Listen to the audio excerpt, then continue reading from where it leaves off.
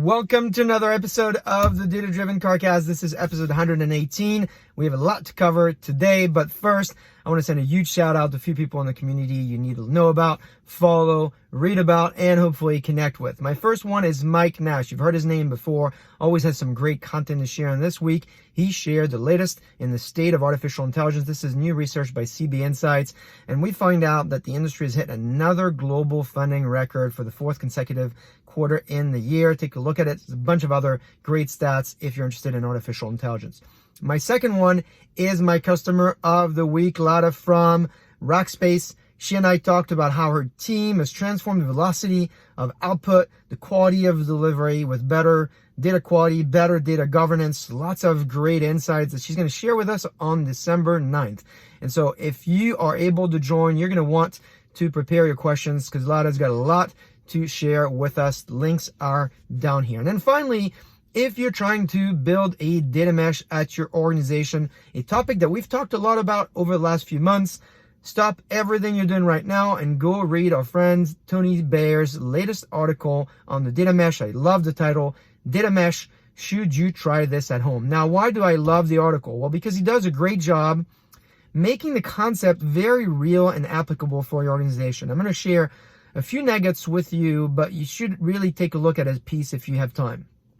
First one is the way he talks about the data mesh, and he says, look, it's not a technology stack or physical architecture. The data mesh is a process architectural approach that delegates responsibility for specific data sets, domains, or areas that is supposed to represent and how it's being used. We've talked a lot about this before. The value of the data mesh is that it's not just about the technology, it's how you organize yourself around taking advantage of this new concept. He also says the data mesh is not defined by where the data physically resides. Its first principle is about data ownership. Very true principle. And the third principle, he says, is the need for data to be available via a self-service data platform. And then finally, he says at this point, implementing a data mesh with all of its distributed governance should be treated as a proof of concept. So this the idea of just basically talking through the principles of ownership, data governance, self-service, really important to make this real at your organization. Now, if you want to engage on this topic, there's at least two more options that I have for you. The first one is a survey that I published about 2 weeks ago. The survey is just closed now, but there's a good debate in the comments. So don't be shy, connect with the community, see if you agree, disagree, and try and learn from each other on how you're able to succeed with this new concept.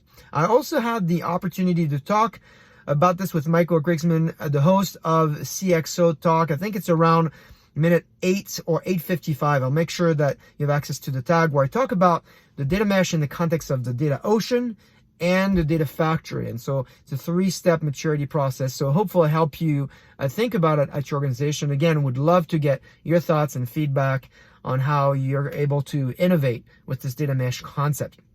All the links are below, so you don't have to take notes. You just go to my blog and you'll get straight to all these research pieces. Now, next week is Thanksgiving week in the US. So if you're celebrating it, happy Thanksgiving to all of you in advance.